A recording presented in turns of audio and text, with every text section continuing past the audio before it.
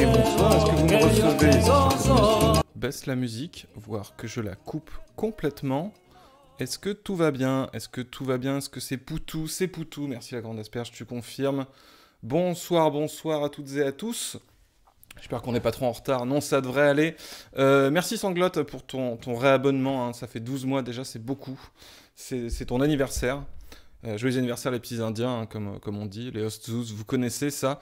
Je rappelle, je vais couper les alertes par contre pendant le live, hein, mais merci beaucoup aux gens qui s'abonnent. Je remercie dans le chat ou à la fin, normalement.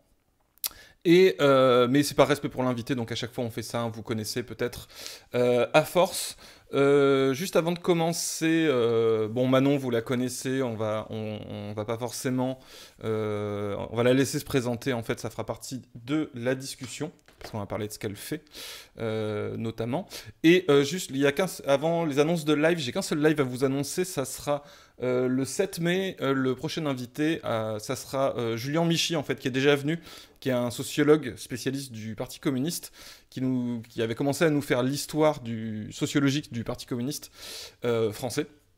Et on avait commencé, le replay doit être toujours en ligne, je pense, sinon il faut que je le mette sur la chaîne Bolché Replay sur YouTube, pour une fois pour les replays qui sont, une fois qu'ils sont virés de Twitch. Donc voilà, et c'est le seul que j'ai à vous annoncer pour l'instant, mais du coup ça sera la deuxième partie. En tout cas, voilà, c'est bon. Je vais voir si Manon est prête. Manon, est-ce que tu m'entends? Est-ce que tu es prête? Est-ce que je peux te mettre à l'image? Oui. Bonsoir Manon, est-ce que tu m'entends bien? Oui, je t'entends, et toi tu m'entends bien? Ouais, je t'entends bien. Les gens dites, hein, si on n'entend pas assez Manon, s'il faut que je monte la voix ou quoi que ce soit. Je vais essayer de pas parler trop fort d'ailleurs, si jamais tu me diras. Parce que je fais des lives trop bruyants pour mes colocs, les pauvres. Ah bon, merde. Bon, on peut faire un truc en ASMR comme ça. Non, c'est parce que j'ai fait un jeu avec Davy Maurier l'autre soirée. J'ai beaucoup hurlé. Ah, bref, ok. C'est ma faute. Un jeu qui fait peur? Non, j'étais excitée de jouer. D'accord, voilà. Ok. Et tu vas bien sinon? Oui, ça va bien et vous? Bah oui, écoute, ça va. T'as vu, je vous voyez? Oui, en fait, mais on n'a qu'à dire que tu parles au chat en même temps. Je sais pas si tu dis le chat en même temps. Ouais, j'ai le chat là. Ok, d'accord. T'es pas obligé, mais ils sont gentils, normalement. Ils sont gentils. Mais je suis pas obligée d'être gentille. Non, toi, t'es pas obligé d'être gentil. Toi, tu peux te lâcher, y a pas de souci. Je vais faire la petite story de venez. Vas-y, fais donc. De l'Instagram. Fais donc ton travail d'influenceuse. Voilà, exactement, car moi je travaille dans l'influence. Je sais pas si tu vois. On va en parler de ça.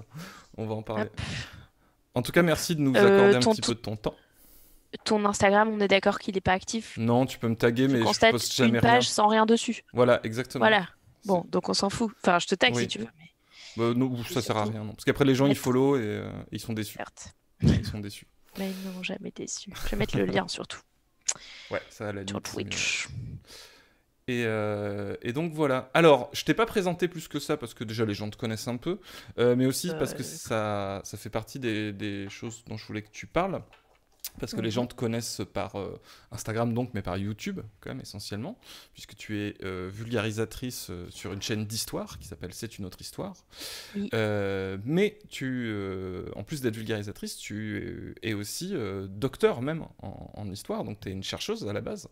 Enfin, j'ai fait de la recherche, ouais. Tu as fait de la recherche, ce qui n'est pas forcément le cas de tous les vulgarisateurs, je pense. Oui, il y a de tout, il y a de tout. Il y en a, c'est le cas, il y en a d'autres non, mais qui du coup s'entourent d'auteurs et tout. Mais moi, j'ai un diplôme, mais d'ailleurs, je travaille pas du tout, je fais pas du tout que des vidéos sur mon sujet d'expertise. Du coup, je travaille aussi avec des spécialistes. D'accord. C'est pas forcément bon. Voilà. Mais par contre, tu as vu un peu les deux côtés, du miroir, quoi. Tu as le côté vulgarisation et le côté la recherche académique, voilà. Et est-ce que tu peux nous parler de ça? Comment tu arrives à articuler ça? Parce que j'ai l'impression que c'est un des enjeux, un des premiers enjeux déjà quand tu parles d'histoire, mais de vulgarisation en général, et surtout sur Internet où quelque part n'importe qui peut faire de la vulgarisation sur Internet. Comment tu articules les exigences universitaires qui sont parfois un peu raides, et c'est tant mieux, et la vulgarisation où justement tu es censé faire de la médiation, ou je sais pas le bon terme, de la transmission. Ouais. Mais écoute, en fait, moi, ce que j'aimais bien sur YouTube quand j'ai commencé ma chaîne, justement, pendant ma thèse, c'était justement que je pouvais m'affranchir un peu des codes académiques. Donc, changer de forme, mais sans sacrifier le fond, bien sûr, c'est-à-dire pas dire de conneries. Alors après, évidemment, tu dois être plus synthétique, etc. et tout.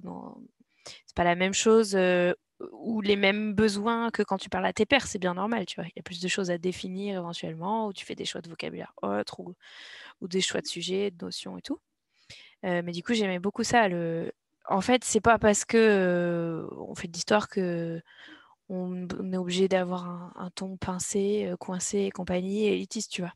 Et du coup, justement, sur YouTube, bah, j'avais pas besoin d'avoir le ton qui, c'est bien normal, à l'université, se doit d'être comme il doit être. Tu vois, je faisais des cours en licence aussi. C'était bien normal de pas faire des blagues de cul en cours de licence, je veux dire, Alors que absolument sur normal. YouTube, Mais sur YouTube, voilà, on peut s'amuser aussi et un peu, bah, ouais, réconcilier ceux qui sont un petit peu en froid avec l'histoire. C'est ça, les dépoussiérer un peu, casser un peu les clichés de, voilà, faut faire une histoire avec des violons en fond, et, gna gna, et on se fait chier, tu vois. Enfin, moi, c'est vraiment tout ce qui m'ennuie. Que j'essaye de pas faire et je trouvais ça cool de pouvoir s'amuser, de décider 100% de quelle façon je m'exprimais et donc en distinguant bien, bah voilà, la forme c'est la forme, c'est une chose, mais ça veut pas dire que le fond est pas solide ou desservi, tu vois. Et voilà, du coup j'aimais bien pour ça, mais c'est juste que tu compartimentes bah, de quelle façon tu t'adresses à qui, suivant où tu t'exprimes, quoi. Donc, bah, tu vois, si tu fais un colloque pour tes collègues historiens, c'est normal que tu réexplique pas toutes les bases et tout, personne n'attend ça et voir ça va saouler. On n'est pas là pour ça. Mais bah oui, dans un truc de médiation, de vulgarisation, il faut un peu réfléchir à comment tu traites les trucs et surtout te questionner sur toi ce qui te paraît évident. Euh, c'est pas du tout une notion forcément évidente pour tout le monde et compagnie.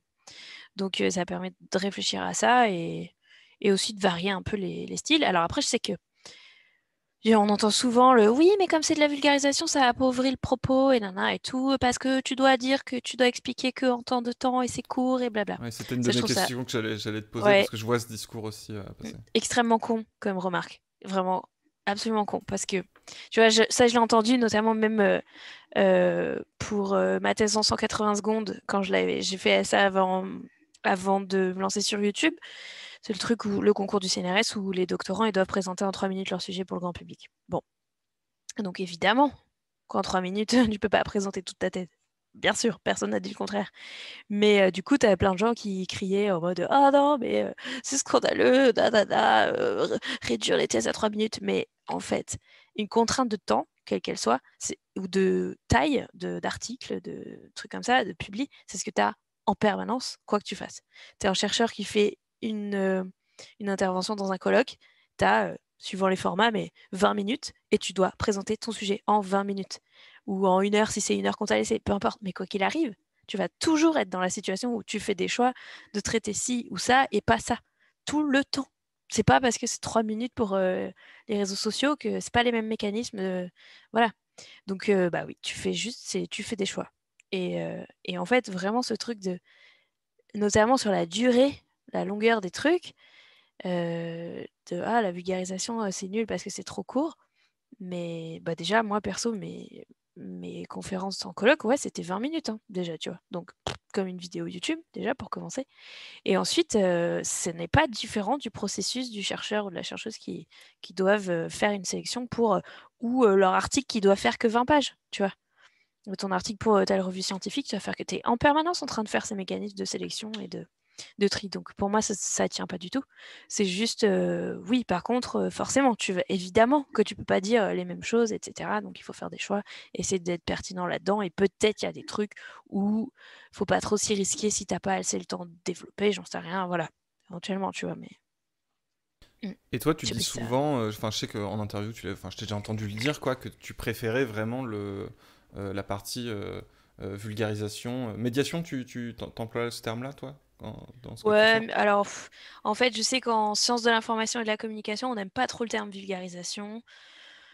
Donc on dirait plus la médiation scientifique et tout. Moi, je m'en fous. J'utilise les deux et surtout parce que c'est le mot utilisé par le grand public. Donc C'est le mot qui parle au plus grand nombre et parce qu'il y a de vulgaire dedans, donc ça plaît pas forcément, alors que ça vient juste de, je crois, c'est du latin vulgus, un truc comme ça, je suis pas latiniste, mais c'est genre le peuple, quoi. Donc, bon, vas-y, tu sais quoi, on se réapproprie le terme et nous, on en fait ce qu'on veut, et voilà. Mais bref. Ok. Et pourquoi tu préfères ça alors par rapport à la recherche, je comprends bien, mais par exemple par rapport à l'enseignement, vu que tu as donné des cours, qu'est-ce que ça te... on va dire, j'ai l'impression que l'objectif est quand même très très différent et que c'est Ah oui, absolument pas le même métier, quoi. rien à voir en effet. Bah écoute, moi j'ai enseigné un peu en licence, donc quand j'étais en doctorat, je donnais des cours en licence et avant j'étais prof des écoles, encore avant de faire l'histoire. Et en fait, c'était vraiment une toute autre activité. Donc c'est pas juste de la transmission, c'est de la gestion d'humains. Donc voilà, pareil entre entre prof des écoles ou enseignant en licence, c'est deux métiers qui n'ont rien à voir parce que tu t'occupes pas de la même façon des humains, enfin tu vois. Donc c'est beaucoup plus complexe et tout, c'est extrêmement éprouvant, fatigant, assez ingrat comme travail et tout. C'est énormément de boulot, ça a encore une réputation de les profs, c'est des branleurs, nanana, alors qu'en fait tu passes, enfin il y en a évidemment, il y en a toujours, mais des branleurs, mais c'est vraiment pas la majorité. Tu t'es mal payé pour ce que tu fais, c'est épuisant, c'est éprouvant. Enfin bref, moi ça me manque pas du tout comme taf. Le rapport avec les élèves était super, mais quand j'étais jeune instit, les parents d'élèves, c'était l'enfer. Bref, donc tous les ans, en plus comme j'étais jeune, j'avais genre 22 ans quand j'ai commencé à enseigner et je fais jeune, donc en plus voilà. Et du coup, vraiment, il me prenait de haut. Et à chaque fois, enfin, pas tout le monde, mais tu sais, c'est comme les haters sur Internet. Tu te rappelles que des commentaires négatifs. Et après, à la fin de l'année, j'avais droit à ah, en fait, ça s'est bien passé. Ben oui, mais peut-être avant de te dire que ça va mal se passer, regarde comment ça se passe déjà, tu vois. Bref. Et du coup, c'est vrai que l'enseignement, ben. Ouais, ça me manque pas. C'est une autre activité. Là, moi, ce que j'aime, c'est. Alors, oui, il y a la construction du propos et tout, mais après, je m'amuse au tournage, je m'amuse au montage. Il y a une dimension créative qu'il n'y a pas trop dans les cours pour moi. Tu vois, créative, artistique, entre guillemets, si on peut dire. Et du coup, voilà. Et surtout, bah, c'est moi qui décide qu'est-ce qu'on traite tout le temps, 100%. Donc, une liberté assez folle en vrai.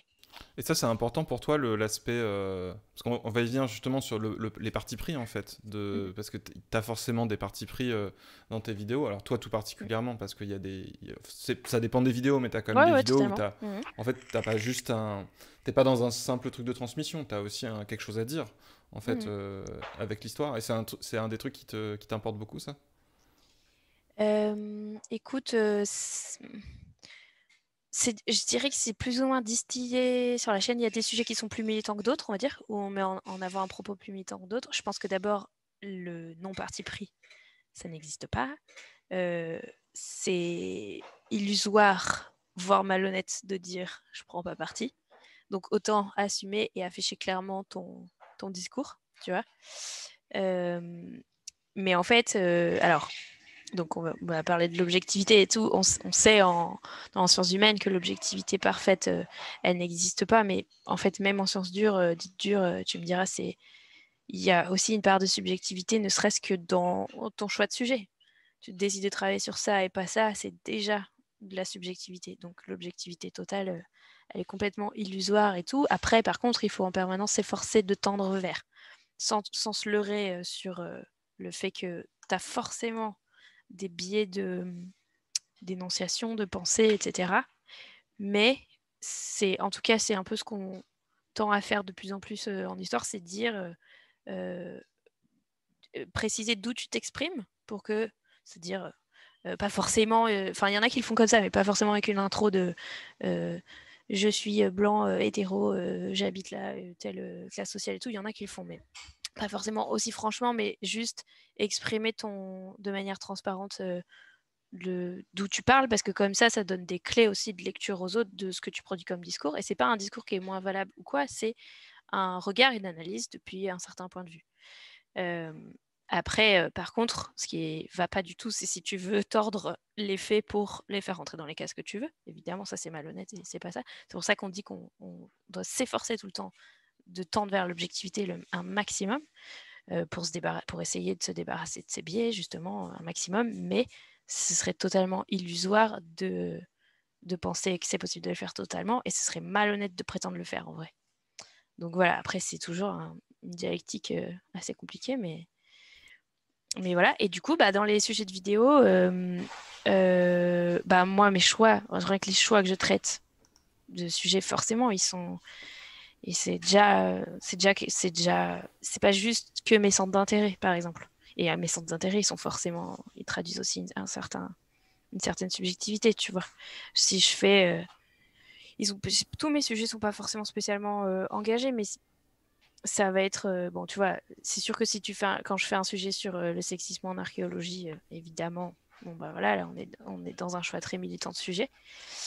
Et d'ailleurs, on se fait tomber dessus pour juste oser parler de ça, alors que bon, on peut en parler quand même, tu vois, voilà. Mais sur d'autres choses plus, comment dire, il y a des ça c'est un engagement qui est très lisible pour les gens. Il y en a qui sont un peu plus subtils quand tu veux faire tu vois, par exemple, je crois que tu as vu, je suis chroniqueuse sur l'émission de Patrick Boucheron qui vient de se monter là, sur Arte.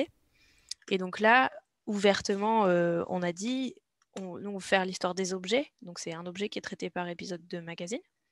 Et en fait, ça, c'est vraiment aller un peu à l'encontre de l'histoire que par les sujets nobles et prestigieux, etc. Les objets, c'est la vie quotidienne, c'est voilà, c'est toute une philosophie courante de l'histoire de tout est sujet, et surtout aussi les trucs qu'on n'a pas trop traités avant parce que c'était pas considéré comme assez sérieux et grandiose et tout ce qu'on veut, et roman national vu qu'on va en parler, et voilà. Et du coup, en fait, juste choisir de faire ça dans l'émission, c'est déjà extrêmement politique. Bon, en vrai, le sous-texte, c'est de faire de l'anti-Stéphane Bern, littéralement, quoi. Genre, arrêter de faire que l'histoire des grands princes et des châteaux, et voilà. Mais même si, d'ailleurs, dans les choix d'objets qu'on a, de temps en temps, on n'a pas forcément que des objets du quotidien, etc. De temps en temps, il y a un épisode sur la redingote de Napoléon, ou un truc comme ça et tout, tu vois. Mais pour aussi diversifier. Mais voilà. Et en fait, rien que ton choix d'objet d'étude, il dit quelque chose, ou voilà. Enfin, bref. Donc après, ça dépend vachement. C'est pas parce que tu choisis un sujet que tu le soutiens, ça peut être exactement l'inverse. Tu peux, je sais pas moi, étudier évidemment le nazisme pour souligner les horreurs de cette catastrophe. Je dis pas que ça veut dire que tu penses ce que tu présentes, mais forcément, il y a des... Tu vois, utiliser les outils de genre en histoire, ou s'intéresser à l'histoire des femmes ou quoi, malheureusement, entre guillemets, ça reste encore militant, parce que c'est... Enfin, voilà. En fait, c'est perçu comme militant, même si tu as juste dit, c'est sur ça que j'ai envie de travailler pour cette vidéo, mais pas pour la suivante, mais voilà. Bref, mais du coup, c'est important, moi, je crois, juste de pas prétendre à l'objectivité parfaite et compagnie, et d'être transparent sur ça, sans évidemment vouloir twister ton propos, ou ça ne va pas du tout si tu fais intentionnellement mentir les documents, on est bien d'accord. Mais voilà. Et ça, justement, tu disais... En fait, il y a plusieurs questions dans tout ce que tu viens de dire que je voulais aborder. Déjà, c'était une grosse tasse.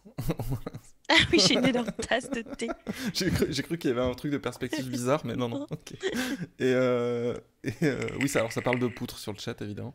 Bien sûr, gloire à la grande bien poutre. sûr, gloire à la grande poutre. Qu'est-ce que je voulais dire? Je sais plus. C'est la tasse ma vrillée. Oui, si.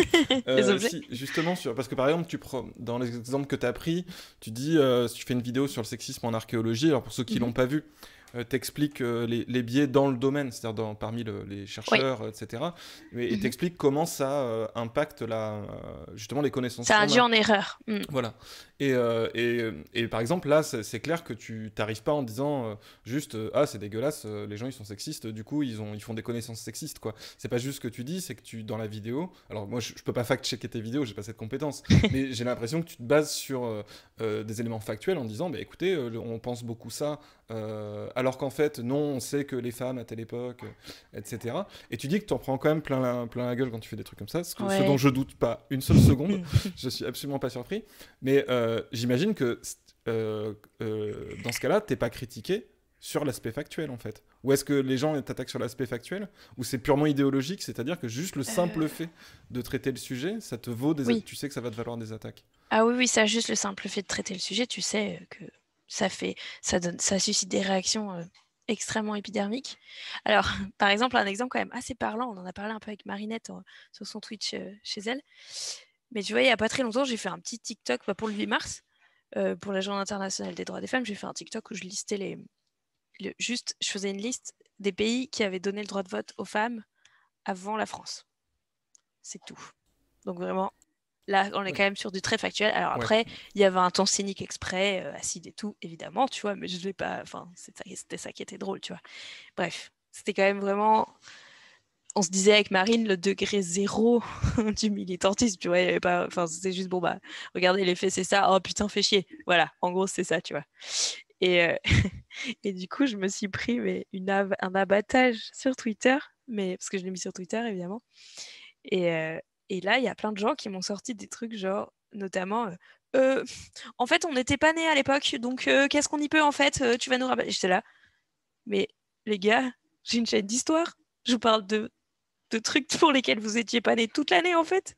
Pourquoi là d'un coup c'est un problème? Qu'est-ce qui se passe et tout? C'est trop bizarre. Et alors, tu veux qu'on prenne une machine à remonter le temps pour changer ça? Je dis, bah, pourquoi vous avez pas mis ça en commentaire sous la vidéo précédente? C'est trop bizarre. Tu vois, genre vraiment. Oui, mais c'est vraiment un Qu'est-ce qui se exemple passe? il y a rien à dire factuellement. Tu peux absolument rien dire parce C'est que ça. là c'est des dates quoi, quasiment. Ouais, c'est ça. Juste Ah bah ça. si, là-dessus, il y a quand même des gens qui ont dit non, en fait, tes dates sont fausses, blablabla, genre des gens qui font des longs threads pour soi-disant te débunker et tout. Et en fait, j'ai dit oui, oui, bah, parce qu'en fait, ils me mettaient oui, là, c'est que telle partie des femmes dans ce pays, là, c'est que là, et c'est que telle zone géographique et tout. Et je dis oui, oui, c'est pour ça que j'ai dit avant d'énoncer les dates, les femmes ont obtenu le droit de vote total ou partiel. J'ai fait exprès de le dire. Voilà. Donc non, en fait, c'était vraiment, on est d'accord, mais bref. Et du coup, même là, ils voulaient te débunker, ils étaient au taquet pour que t'es faux, pourquoi tu parles de ça, mais pourquoi tu parles de ça, tu vois. C'était vraiment, mais pourquoi tu parles d'un truc passé et tout. C'est une chaîne d'histoire. Je parle d'histoire toute l'année. Qu'est-ce qui vous arrive? Pourquoi là d'un coup ça va plus? C'est fou quoi. Enfin bref. Oui, t'as fait le combo femme plus la France. Ouais, c'est ça. Oui, c'est ça. Ah Je oui, c'est pense ça. que c'est ça. Ah, ouais. Et oui, puis je listais donc plein de pays et tu vois, bah il y avait des pays où clairement les droits des femmes actuellement c'est pas ouf. Donc il y a plein de gens qui me disaient ah bah t'as qu'à aller vivre là-bas et tout si tu trouves que c'est mieux. Nanana. La France tu la quittes évidemment. Et j'étais là mais putain c'est incroyable de passer à ce point à côté du but. Le but c'est précisément que tu fasses ah ouais chaud. On l'a eu après eux. Alors que clairement, la situation est pas dingo là-bas, tu vois. C'est précisément le but. Enfin, bref, c'était assez magique. Mais voilà. Et du coup, tu vois comment c'est d'un coup, putain, c'est viscéral et tout, ça explose pour un truc où, encore une fois, c'est vraiment très. Ce qu'on disait avec Marine, c'est vraiment très, très, très, très soft comme vidéo militante, quoi. Tu vois, on a vu bien plus violent, quoi. Donc bon. Quelqu'un demande si tu as eu ça aussi pour la vidéo sur Jésus. Je précise qu'en fait, tu as fait une vidéo sur l'historicité de Jésus en tant que. J'allais dire en tant que personnage, mais justement non, en tant que personnage Ouais. historique du coup. Ouais. Et qui est assez. Pareil, je suis incapable je sais pas, tu es beaucoup plus compétente que moi là-dessus, mais qui m'a l'air très nuancé en plus, enfin très très documenté, nuancé, etc. Et est-ce que tu as eu des réactions similaires aussi là-dessus? Alors là-dessus, du coup, j'ai eu beaucoup, beaucoup de gens, de zététiciens, qui venaient m'expliquer par A plus B qu'on n'avait pas assez de Non, preuves incroyable. pour, euh, pour prouver l'existence de Jésus.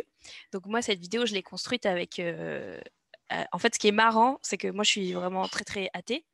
Et voilà, je ne venais pas faire du prosélytisme religieux, juste dire, bon, en fait, les historiens disent ça, sur ça, tu vois. Et en plus, vraiment, c'est pas un débat en histoire, c'est une question qui est pliée depuis longtemps, un petit rot de grosse tasse. C'est une question qui est pliée depuis longtemps et tout. Voilà pourquoi il y a 2, 3 mecs à travers le monde qui disent non, non, mais vraiment, ils sont extrêmement minoritaires. Et bon, je le dis et tout. Et après, il y a des gens comme Michel Onfray qui, qui font de la philosophie et qui ont compris les textes anciens apparemment, mieux que les historiens et les spécialistes de l'Antiquité, qui disent que c'est une totale invention et tout. Bref.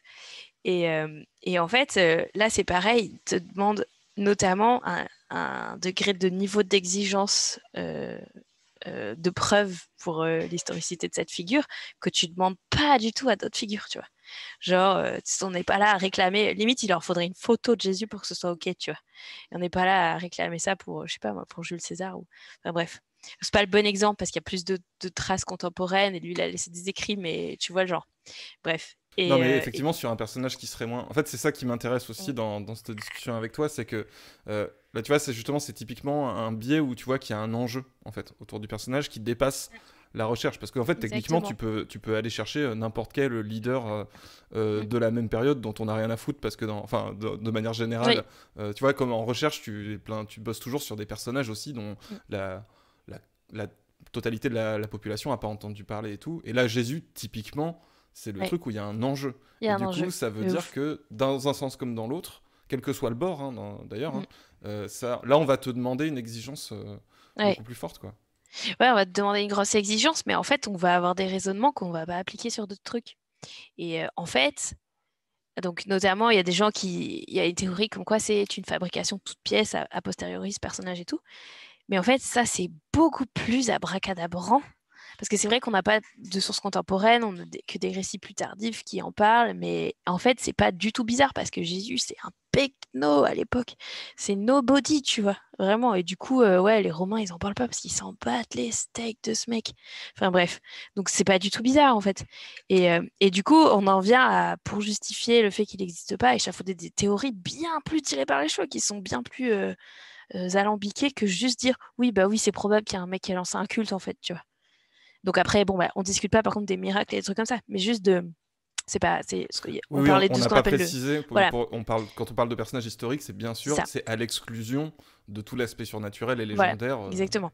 Mais donc c'est ce qu'on appelle le Jésus historique. C'est celui qu'on peut reconstituer avec les sources qu'on a et qui serait une personne physique qui existait et tout. Mais l'hypothèse qu'il y ait un gars qui lançait son culte en Palestine à ce moment-là, c'est vraiment pas une hypothèse comme s'il fallait prouver une licorne, tu vois. Ça n'a rien de fou. Enfin, tu vois, c'est pas un truc incroyablement, je sais pas, surnaturel. Donc, bah ouais, on n'a pas. Enfin, on est quasiment certain que c'est le cas. Après, c'est toujours pareil, hein, en effet, mais pour quoi que ce soit, on pourra jamais avoir une photo ou remonter le temps pour vérifier. Donc juste, on fait, bah là, on est quasiment sûr que oui, mais on sera toujours obligé d'utiliser du conditionnel, mais pour quoi que ce soit, en fait. Donc bon.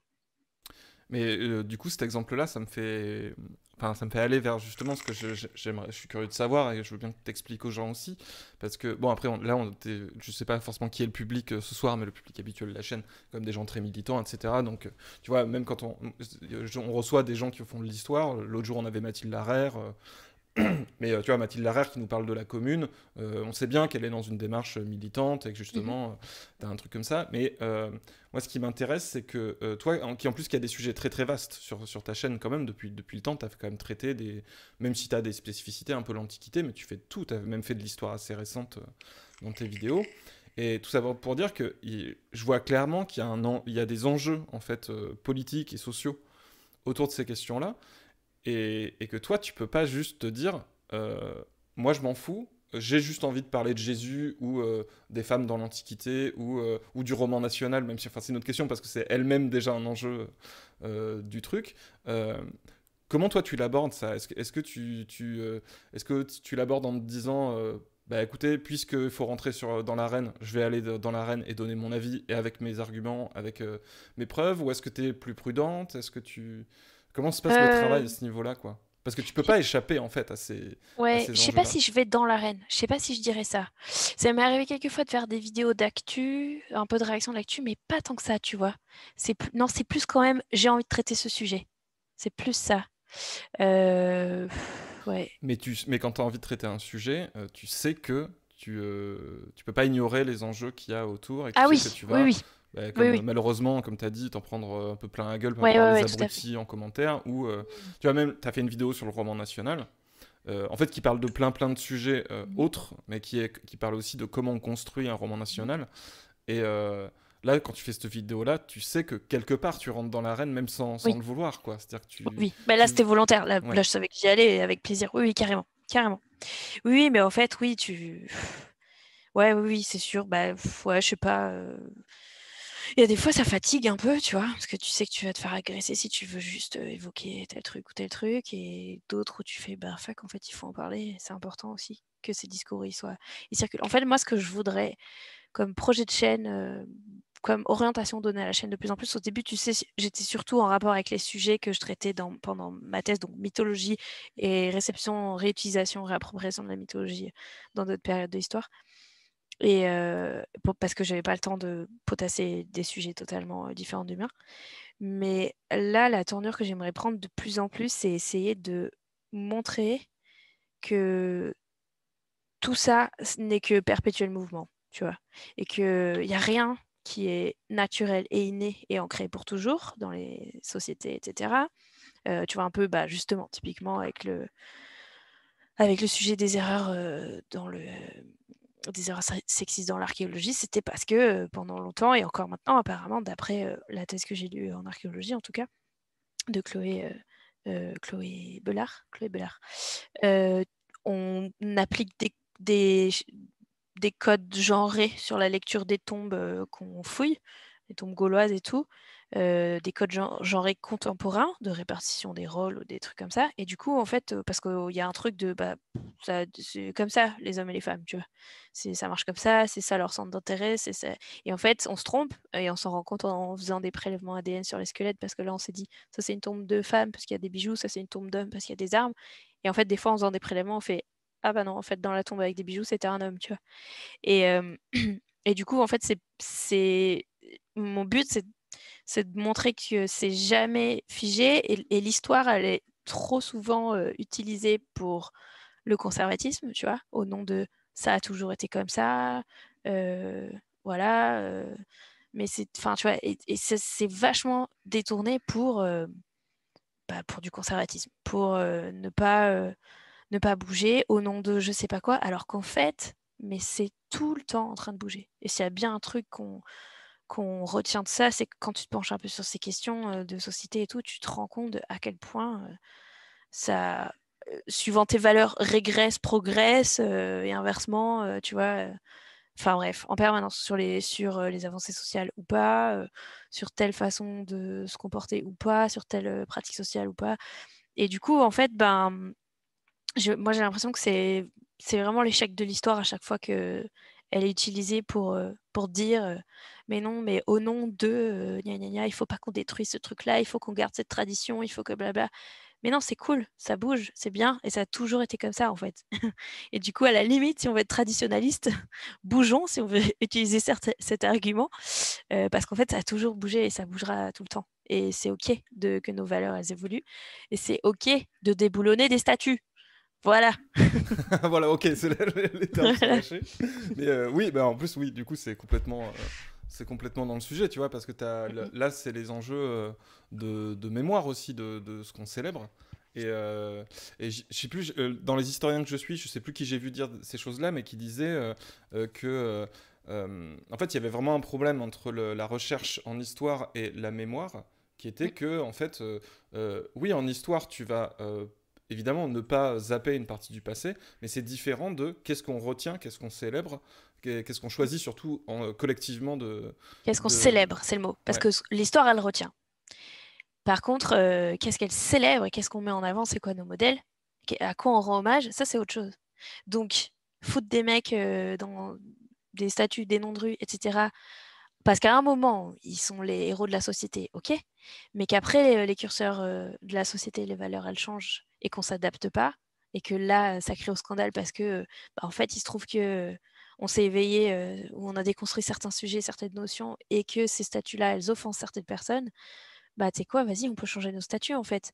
Et c'est ok, on peut en mettre des plus actuels. Et ça veut pas dire qu'on efface un pan de notre histoire, mais pas du tout, parce qu'on va pas oublier ça. Mais juste, on les met dans des musées, voilà. Mais afficher ça sur l'espace public, c'est mettre en avant des valeurs. Et c'est pas du tout effacer ton histoire que d'actualiser les symboles. Et surtout, encore une fois, mais à l'époque où on a mis ces statues-là, c'est beaucoup le 19e siècle, l'époque des statues notamment, avec ce qu'on appelle la statuomanie, où on foutait des statues à tous les coins de rue et on en a fait plein. Mais on passait notre temps à faire ça, à changer les statues, parce que en fait, en France, on a enchaîné plein de régimes différents. On est passé, tu sais, on alterne en permanence entre une république, un empire, une Oui, c'est un monarchie, peu le bordel, ouais. l'empire, voilà. Et en fait, à chaque fois que tu changes de souverain et de régime, tu vois, c'est des gros changements politiques, bah hop, on met au placard les statuts du roi et on sort les bus de république et inversement. Et en fait, c'est OK de s'accorder avec les valeurs de ton temps ou du moment, ou voilà quoi, tu vois. Et ça bouge et c'est pas grave. Enfin, évoluons, c'est très bien. Évoluons.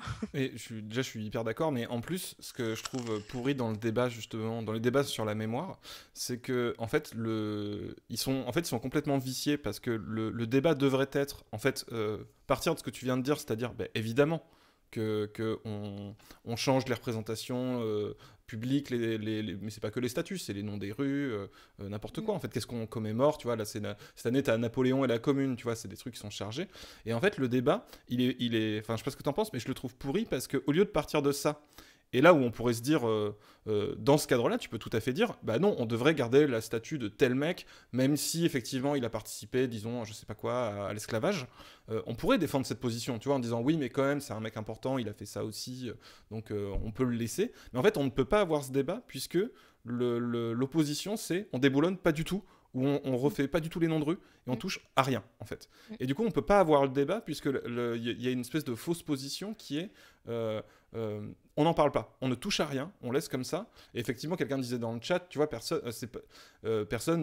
aurait dit on touche pas au statut de Lénine, tu vois, après la chute du mur. Juste parce que ça fait partie de l'histoire, ou même, enfin, tu vois, la vanne que je voyais Oui, passer, c'était genre les Allemands, ils ont pas oublié oui, Hitler sous prétexte qu'il n'y a pas exactement. de statut d'Hitler. C'est ce Et en que je fait, c'est dis dans dommage, tu le. vois, on peut pas avoir le Ouais. débat. En fait, Non, le mais. débat est bloqué. On peut pas dire lui on le garde même s'il a fait des trucs crades parce que par Mhm, d'autre côté, mhm. le débat est juste empêché en fait complètement. Ouais. Ouais, ouais.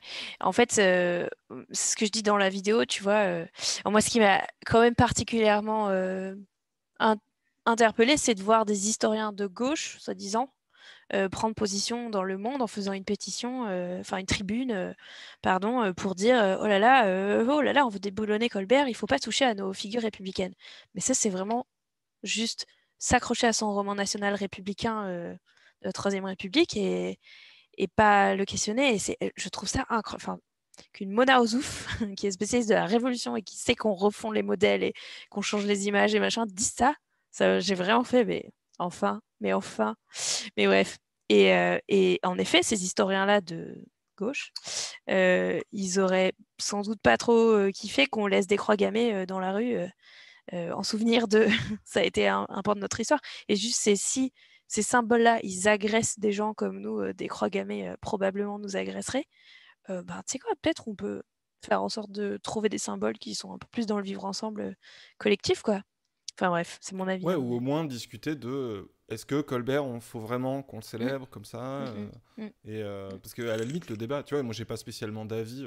Typiquement Colbert, je vois qui c'est, mais j'ai pas spécialement d'avis sur cette question-là. Alors que bon, évidemment, si tu prends l'exemple des croix gammées ou des choses comme ça, c'est évident. Et je trouve ça vraiment, du coup, bah, dommage. Et je trouve que c'est intéressant de voir que comment dire, c'est une discussion qui peut être investie bah, par des gens comme toi et des gens qui font justement qui sont pas que chercheurs et qui sont un peu dans le discours public aussi par les vidéos et mais du coup j'ai l'impression que ça vous donne une responsabilité en fait de justement comme c'est pas juste je vais expliquer aux gens je sais pas ouais justement telle période point et je vais prendre point par point ce qui s'est passé vous avez une responsabilité presque de montrer comment ça marche en fait l'histoire, tu vois, il y a un truc presque méta aussi de dire en mm, fait on n'aborde même pas l'histoire de la bonne façon et bah, l'exemple tout à l'heure t'as dit on doit faire sur Arte on essaie de faire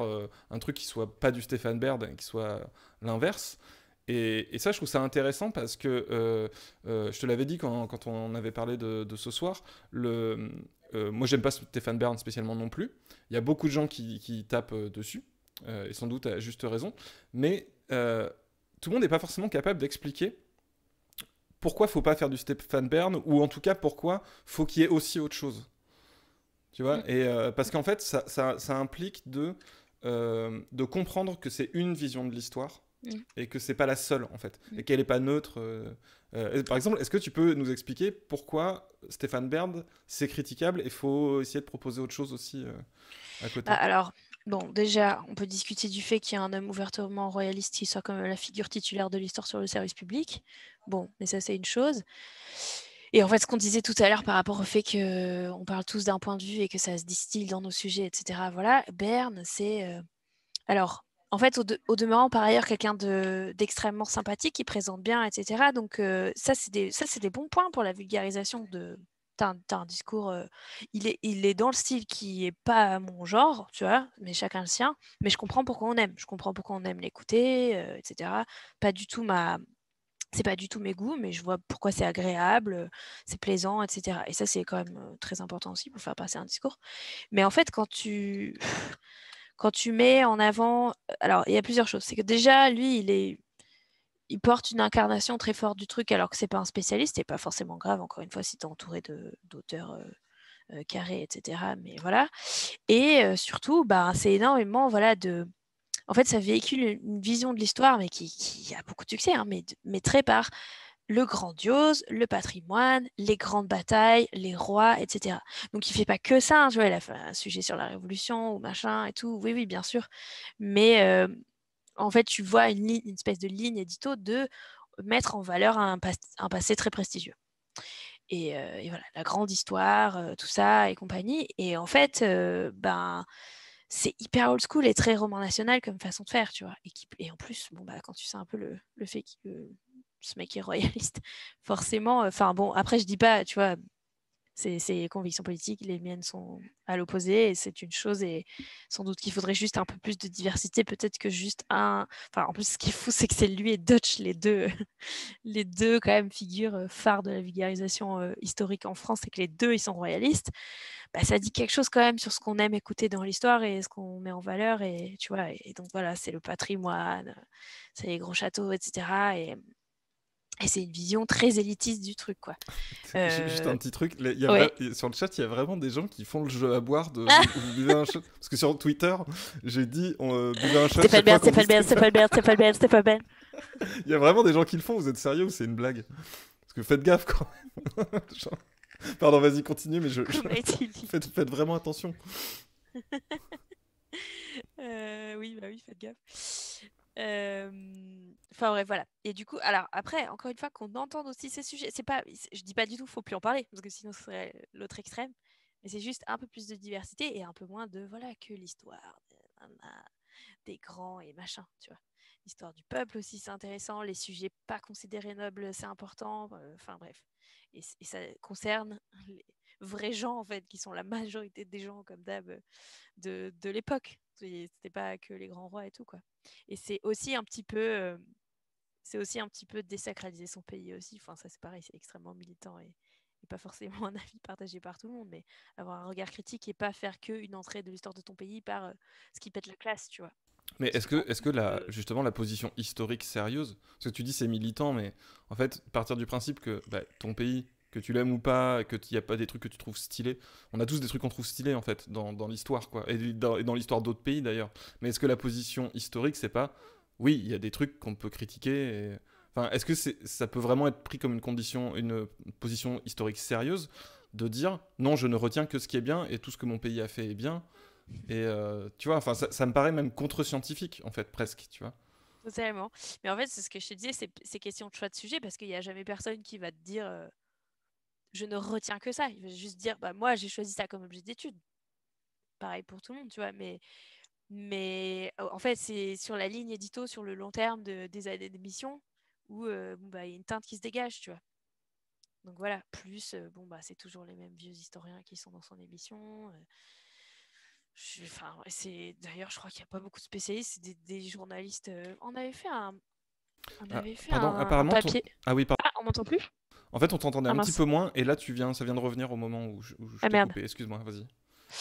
On avait fait un sujet avec une petite publi avec Acrimed, où on parlait plus précisément, alors je me rappelle pas par cœur de ce qu'on avait dit dedans, mais Acrimed, trop bien. on discutait justement je crois que c'était d'une émission en particulier de Berne, mais peut-être celle sur la Révolution, justement. Je regarde si je la trouve pour la mettre Tu peux le poster sur le chat, ouais, normalement. Ah, quoi Voilà. qu'attends, tu peux peut-être pas. Tu peux peut-être pas. Je sais Ben, pas. j'ai le.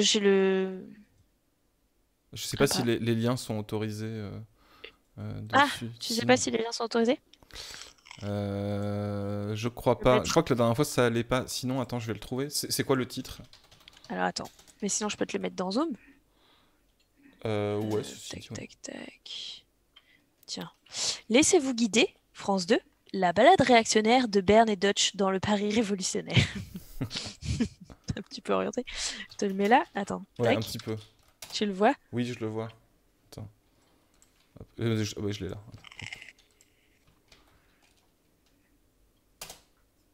Voilà. Ça y est, bon. Voilà. Ok. Et bah du coup, moi je suis pas une spécialiste de la Révolution en particulier, mais il y avait des gens pour discuter de en plus pourquoi il y a des trucs à côté de la plaque. Enfin bon bref, voilà. Donc tu recommandes. Et oui, et du coup, mais le truc que je me demandais aussi, qui me paraît être un peu plus compliqué, là tu vois, tu parlais d'Arte, ce que vous faites Mhm. sur Arte avec Patrick Boucheron. Donc bon, pour les gens qui connaissent Patrick Boucheron, moi je connais assez mal en fait, mais j'ai l'impression que c'est quand même pas tout à fait le même délire que Stéphane Bern, donc la Oh, ligne bah, doit c'est être... lui qui a conçu l'émission exprès comme ça, hein. Ouais. C'est lui qui. Ouais, ouais. Mais je me dis, en fait, pour faire des émissions sur ta chaîne ou sur Arte, n'importe où, il faut bien que tu puisses vivre de ça. Et que tu aies des moyens aussi pour payer bah, le cadreur, le son, enfin J'adore tout. l'argent. Voilà. Et puis comme Donc, tout le monde sait, tu ouais. adores l'argent, comme toutes les personnes qui travaillent sur Internet. Et du coup, tu es obligé de faire appel à des institutions aussi. Mhm. Et les institutions, elles ont leur agenda, comme on dit aussi, non? Donc Tout à est-ce fait. que toi, tu as des problèmes est-ce que t'arrives comment tu arrives à gérer ça aussi? Tu vois, j'imagine que tu dois avoir des propositions faire la caricature, tu vois, du musée de Trucmuche qui est à la gloire totale de je ne sais quelle figure. Ben, Comment tu fais figure- avec ça? figure-toi que j'ai souvent des propositions pour des événements liés à Stéphane Bern, Ah justement. bon? Allez, c'est pour vous le chat. Ok. Enfin, souvent, pas C'est souvent, la mais bernosphère, quoi. régulièrement, j'ai droit à tel événement. Je sais pas, allez, non, j'exagère. Mettons une fois ou deux dans l'année, ça m'arrive, mais depuis le début de la chaîne, ça arrivait plusieurs fois du coup. Euh, Où on me dit le parrain de l'édition sera Stéphane Bern. Moi, à chaque fois, je réponds je ne veux pas être associé à Stéphane Bern. Merci. Ouais, tu te dis même pas je vais y aller pour faire contrepoids, tu tentes pas, Non, quoi. non, ouais, non. Non, c'est pas. Enfin, c'est pas. C'est pas pour faire contrepoids, mais après, je sais pas comment dire. En fait, c'est plus un truc de. C'est dilué sur. Tu vois, on va pas avoir un débat où on va s'affronter sur des valeurs, je pense, ouvertement, directement. Je sais pas comment dire, tu vois. C'est pas quelqu'un. C'est plus sur un ensemble de. Un ensemble de. Bon, déjà, une façon de faire de l'histoire qui, des fois, est un peu approximative, mais ça, c'est les historiens spécialistes qui corrigeront mieux. Mais et c'est sur un ensemble de valeurs portées, en fait, une façon de faire, des sujets privilégiés qui font que. Mais après, si on se retrouvait en festival tous les deux, à part lui dire, eh ben, vous faites que l'histoire des grands rois, il me dirait, non, des fois, j'ai parlé de la Révolution, et voilà, il ouvrirait une porte et il sortirait avec panache. Mais, mais tu vois, bon, bref. Du coup, je sais pas, c'est pas. Ouais, je sais pas s'il y a besoin de. Enfin, je sais pas comment dire. Bref. Mais, euh, mais non, mais je sais pas. Du coup, moi, j'essaye de militer sur mes canaux. Et puis après, bah, tu as des chaînes voilà, comme Arte qui essayent de proposer des émissions un peu différentes. Et c'est cool que ça existe aussi, quoi. Ça serait cool que le service public diversifie un petit Oui, peu. c'est ce que j'allais te demander, c'est qu'en fait, Mais j'ai ouais. l'impression qu'il y a un problème comme il faut avoir des moyens, il faut aussi en fait, il y a un rapport de force, et je sais pas si les gens se rendent compte enfin, je sais pas, une émission de Berne, combien ça coûte, par rapport Alors ne ça. serait-ce que le programme sur Arte, enfin, je pense que tu vois, c'est des différences d'échelle énormes. Ouais, ça c'est sûr. Alors là, ça c'est sûr. Après, il va dans des endroits très beaux, hein. Donc, il faut pouvoir aller le tourner dans ces châteaux et ces machins et tout. Ça c'est sûr, hein. C'est clairement pas les mêmes budgets. Je connais pas les budgets ni de ces émissions à lui, ni de l'émission dans laquelle je suis en entier. Mais j'ai aucun doute sur le fait que c'est pas le même. Bon, de toute façon, c'est quand même pas les mêmes choses. Lui, c'est des grands formats, longs, etc. et tout. Nous, c'est un magazine de 17 minutes, même s'il est régulier et tout, mais toujours dans le même studio. Enfin, voilà, de base quand même pas la même ambition et tout. Mais bon, ouais, en tout cas, ça permet de juste en fait de faire un peu autrement et de montrer d'autres façons de faire de l'histoire ailleurs. En fait, je pense ce qu'on voudrait, c'est juste plus de diversité, tout simplement. Ça veut pas dire qu'il n'y a pas de la place pour les sujets comme ceux de Berne du tout, mais juste un peu aérer tout ça et, si possible, un peu plus laisser faire les spécialistes. Il y a ça aussi dans l'émission qu'a mis en place Patrick, c'est que Patrick, il fait l'intro et la conclusion. Moi, j'ai toujours ma petite chronique à la fin. Mais par contre, le gros de l'émission est fait par un spécialiste ou une spécialiste qui vient exprès. Et donc, c'est volontairement pour donner la parole aux sachants, qui vulgarisent, hein, voilà, qui s'adressent au grand public, mais voilà. Mais c'est les gens qui savent qui parlent. Et c'est bien aussi. Voilà. Ouais, mais du coup, tu vois, quelqu'un dit le truc cool avec Secret d'Histoire, c'est qu'il montre des trucs, des lieux, des objets qui sont vraiment uniques. Et c'est vrai que c'est vrai que je regarde pas trop parce que c'est la télé, je regarde pas trop la télé. Mais quand j'en vois des passages, bah, ça a de la gueule, quoi. Enfin, tu vois, t'as un truc, en fait, en termes de divertissement, j'ai l'impression que c'est quand même bien branlé. Tu vois, c'est des bons techniciens. C'est très, oui, bien sûr, c'est très léché et tout. Puis c'est pour ça que je pensais à le budget. Mais nous aussi, on va vous montrer des trucs divertissants, des objets que vous ne soupçonniez pas et que vous oui. n'aviez pas l'habitude de voir. C'est quoi le nom de l'émission d'Arte d'ailleurs? Faire l'histoire. Faire l'histoire. Voilà. Il y en a déjà 3 sur YouTube, je crois. Et sinon, c'est tous les samedis. Il y en a peut-être un peu plus sur le replay d'Arte. Ok, d'accord. Tu vois, par exemple, quelqu'un demandait aussi qu'est-ce qu'il faudrait faire à la télé. Donc toi, si on te donne je sais pas, les centaines de milliers d'euros pour produire, hein, pas juste pour toi. Ouais. Parce que non, mais j'adore l'argent. Non, mais parce que j'imagine le salaire n'est pas le même aussi de Stéphane Bern. Ah non, ça c'est sûr. Après, c'est pas bizarre. Enfin, je veux dire, c'est un vieux de la vieille. Oui, bien sûr. Enfin, je veux dire, par rapport à une débutante, bon, ça n'a rien de choquant, mais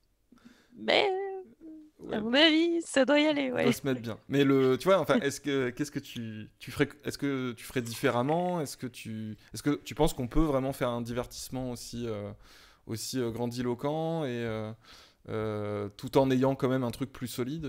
Oh, bah, si t'as de l'argent. Si t'as de l'argent et que tu peux te payer plein de gens super compétents, tu fais des trucs de fou, hein. C'est sûr, hein, c'est le nerf de la guerre, clairement. Ouais, mais tu vois, j'ai l'impression que tu as des gens qui critiquent ce genre de spectacle aussi, qui en fait critiquent Berne, bon, pour tous les trucs que tu as dit, mais aussi parce que c'est du spectacle. Et du coup, c'est pas sérieux, et c'est du divertissement. Ça, moi, ça me dérange pas, par contre, personnellement. Qu'on se divertisse avec du culturel, très bien. Personnellement, c'est ce que j'estime faire sur ma chaîne, hein. C'est pas un cours, c'est pas, voilà, c'est du divertissement culturel pour moi.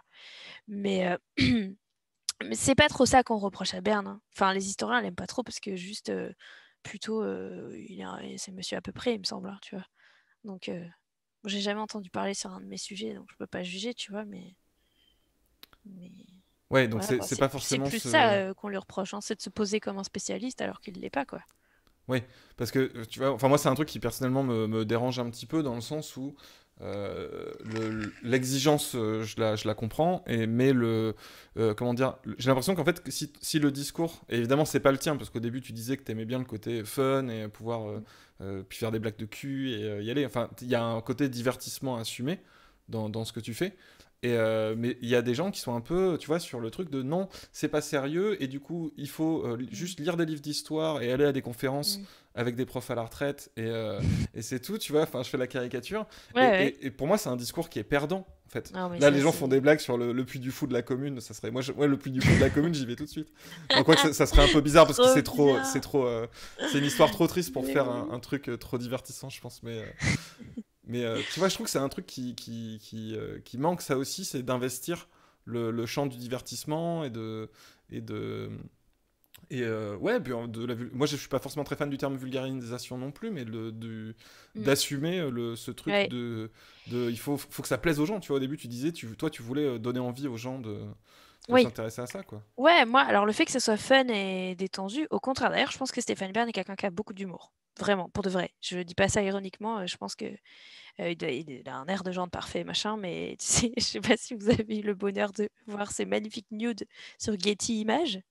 Tapez Stéphane Bern nude dans Google Images, vous serez pas déçus. Je vais pas les afficher là, mais bah, tu vois pas tout, mais il fait des photos dénudées et qui sont, je pense, vraiment faites avec humour, honnêtement. Je pense que c'est quelqu'un qui a vraiment de l'humour. Mais vraiment, enfin, voilà quoi. Ça n'enlève pas des qualités humaines, hein, voilà, c'est pas. Mais bref. Mais le fait qu'on te dise, enfin que, en fait, pour moi, c'est pas le divertissement qu'on lui reproche, en tout cas du côté des historiens, c'est le sensationnalisme, tu vois. C'est le grandiose, c'est le machin en permanence et tout, qui en fait des caisses et qui, bah, voilà, twist un peu pour le prestige de la France, en fait, tu vois. Donc ça, c'est très roman national. Par contre, les gens qui disent c'est du divertissement, bah, eux, c'est les pires. Ça veut dire que c'est les réacs des réacs. Parce que pour moi, Berne, c'est beau, mais c'est chiant, quoi. Moi, je me fais chier, tu vois. En dehors de, juste du contenu, c'est pas mon style. Je m'ennuie. Enfin bref. Oui, toi, c'est pas ça qui te divertit. Effectivement, Non, oui, il peut y voilà. avoir plein d'autres divertissements. Mais j'ai l'impression justement que bah, c'est un peu que sur Internet, sur les YouTube ou même des trucs un peu institutionnels comme Arte bon, là je cite tout le temps Arte parce que tu bosses avec eux là, mais bah, alors j'allais dire le Vortex, mais c'est Arte aussi. Mhm. Oui, j'ai l'impression qu'il y a que sur Internet où il y a des propositions d'enseignement de l'histoire ou de transmission de l'histoire ou d'autres domaines hein, de sciences qui sont un petit peu cool, qui sont chouettes à regarder, qui Ouais, sont un peu décalé marrantes ou pas, un peu décalées, et que c'est pas du tout investi. par la télé. Écoute, je sais, tu sais, comment elle s'appelle? C'est Christine Bravo, donc, qui avait fait un truc sur les dessous de l'histoire ou... Ah bon? Peut-être. Et qui se voulait. Alors, j'ai jamais regardé, mais je crois que ça avait assez mauvaise presse plutôt parce que c'était un peu bidon. Mais je dis peut-être une connerie. Mais au moins, moi je trouve ça sous les jupons de l'histoire. C'est un peu Patrick Ok. Sébastien qui fait de l'histoire. Mais qui suis-je pour juger, franchement? Non, bah non. Je serais gonflée de critiquer ce genre de ton. Non, franchement, voilà, bref. Mais non, moi je trouve ça cool de. En fait, c'est pas purée. Oh, c'est pas parce que c'est de l'histoire que on doit garder ce ton. Moi, je sais qu'au début, quand j'ai commencé, les gens savaient pas encore trop qui j'étais et tout, et je me prenais des remarques parce que je faisais des grimaces et nana. Et oh là là, il y avait non pas les spécialistes qui eux savaient que je disais pas des conneries, qui éventuellement aimaient pas le ton et disaient c'est pas mon style d'humour et ça se discute pas, tu vois, c'est les goûts et les couleurs, mais qui disaient pas elle dit de la merde. Et il y avait les passionnés d'histoire qui, eux, par contre, s'étaient fait une représentation de ce que devait être l'histoire, exactement comme tu dis. Donc ça doit être chiant, ça doit être élitiste, on doit lire des bouquins longs et difficiles, parce que c'est ça l'histoire, et nana, notamment sur la page Facebook de la Fabrique de l'Histoire, l'émission d'Emmanuel Laurentin. Il y a un gros groupe Facebook où au début j'étais passée dans l'émission, il m'avait invité parce que Emmanuel Laurentin est au contraire quelqu'un de très rock'n'roll et super punk et trop cool aussi. Et donc j'étais passée dans l'émission, ils avaient posté certaines de mes vidéos dans le groupe et alors là je m'étais pris vraiment des remarques de vieux boomers, de vieux cons, tu vois, en mode oh là là mais qu'est-ce que c'est que ça mais en gros il y avait le raccourci comme la forme est légère le fond doit l'être, tu vois. Et en fait, pour moi, ces gens-là qui sont pas capables de différencier le fond et la forme, et encore une fois, tu as le droit de pas aimer ma forme. Ça, c'est. Voilà, si t'aimes pas mes blagues parce qu'elles sont potaches, bon, bah, ça se discute pas, je comprends. C'est comme ça. Mais que tu en conclues que du coup, je dis de la merde parce que c'est rigolo ou parce que je fais des blagues, ça, c'est un raccourci qui n'a rien à voir. Et pour moi, c'est les gens qui veulent que l'histoire reste comme ça ou qui s'imaginent qu'elle doit être transmise uniquement comme ça, sur un ton sérieux et machin. C'est précisément eux qui font beaucoup de mal à l'histoire et qui font qu'il y a plein de gens qui s'en sentent exclus, qui ont peur de s'y intéresser ou qui trouvent ça ennuyant, etc. Tu vois. Et c'est eux notre problème.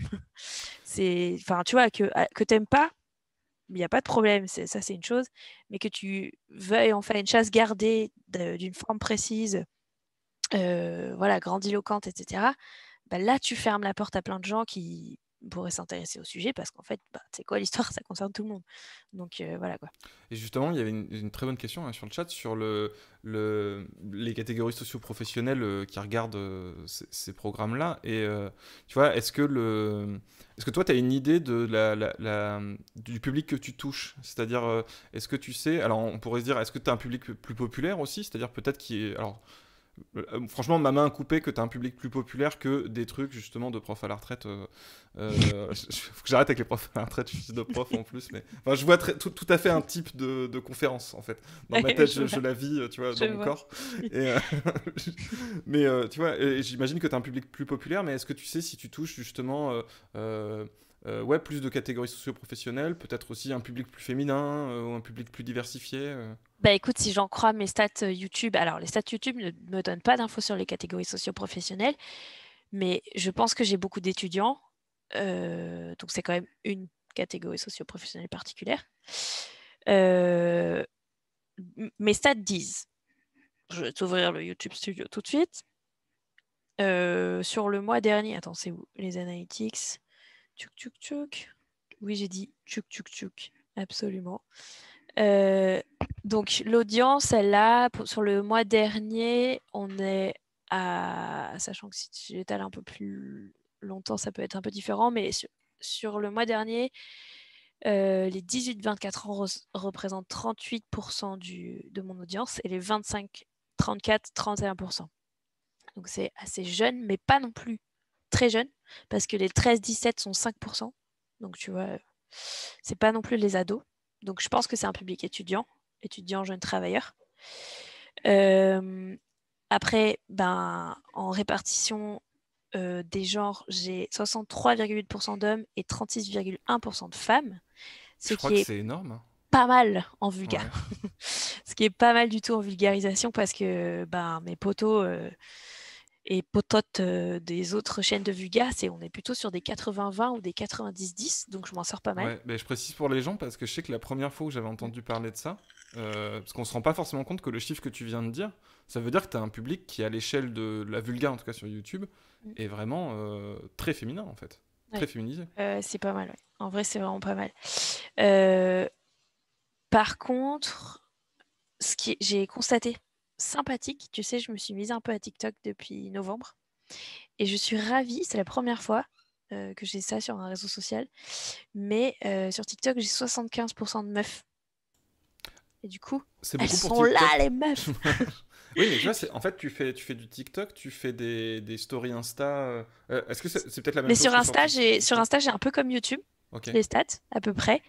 Alors que sur TikTok, pour même genre de contenu, à mes yeux en tout cas, bah 75% de meufs. Alors je sais pas, les algos comme quoi aussi, tu vois, c'est fou. Mais du coup, j'étais trop contente de voir que, ah, elles sont là les meufs. Ça y est, trop bien. Et là, pour le coup, beaucoup plus jeune. Alors ça, j'ai pas les tranches d'âge sur TikTok qui s'affichent, mais je le sais pas, par rapport à ce que je lis en commentaire. Vraiment, ça se voit que c'est un public plus jeune. Et c'est trop bien. C'est rafraîchissant. Déjà, je les trouve tellement plus éveillés et woke sur plein de trucs. C'est trop cool. Et enfin, par rapport à, je sais pas, mes standards à moi, j'en sais rien, mais et j'ai des trucs où je vois que c'était très très jeune parce que tu sais, en une minute, je raconte des petits tableaux de la mythologie notamment. Je parle de Zeus et Athéna et tout. Et pas toujours, mais régulièrement, j'ai eu des gens qui m'ont dit mais c'est une histoire vraie. Et Ah oui, t'as des j'ai gens assez vraiment jeunes. Ouais. jamais eu ça sur YouTube, jamais, jamais, jamais. Enfin, je m'en souviens pas en tout cas. Et je trouve ça trop mignon. C'est vraiment trop cool d'avoir un public plus jeune. Et du coup, bon, bah, c'est vrai que moi, j'ai pas pensé à préciser que c'était une légende, tu vois. Mais bref, du coup, à travers ces trucs-là, je me rends compte que le public est différent et ça change un peu et c'est cool. J'espère que peut-être ça touche encore une nouvelle génération, quoi. Mais voilà. Ouais, mais ça, je trouve ça vraiment, je trouve ça vraiment fascinant, juste parce que l'enjeu justement de l'accessibilité, alors que déjà ce soit accessible à des publics à qui c'est pas accessible le reste du temps, sauf peut-être devant la télé chez Stéphane Bern. Et encore, je suis pas persuadé que ce soit trop les jeunes. C'est pas exactement les mêmes catégories non plus. Et aussi que eux, ils s'en emparent quoi, et qu'ils puissent faire ça. Est-ce que d'ailleurs, je sais, parce que moi, TikTok, je suis vraiment en mode ok boomer quoi. C'est vraiment, je comprends rien. Je lis des articles, tu sais, comme un. Commence pas, tu vas te faire happer. C'est extrêmement addictif. Non, faut pas. Mais des fois, je lis des articles, tu vois, genre sur TikTok. C'est vraiment un truc de boomer de lire des articles sur TikTok. Tu sais, je suis en mode vraiment, tu sais, comme si tu sais, c'est de l'anthropologie pour moi, tu vois. Genre, je suis là comme ça. Mais tu sais, des trucs, genre, t'as eu le truc des chants de marins, là, sur TikTok. Pendant un moment, tout le monde faisait des chants de marins sur TikTok. Et il y avait un article où ils expliquaient que c'était ouf parce que c'est des chants de marins australiens, je crois. Ok. Parce que t'en avais un vraiment qui avait fait un. Et puis c'était repris, il y a le système de TikTok. Oui, mais c'est le principe sur TikTok, tu reprends un challenge et tu le. Ouais, carrément. Et ils expliquaient que il y avait le site du musée de la marine australienne, je sais plus quoi, tu vois, qui est un site où genre ils avaient 1000 vues par semaine. Et d'un coup, ils ont eu des millions Mais oui, mais de oui. trucs, mais incroyables, quoi.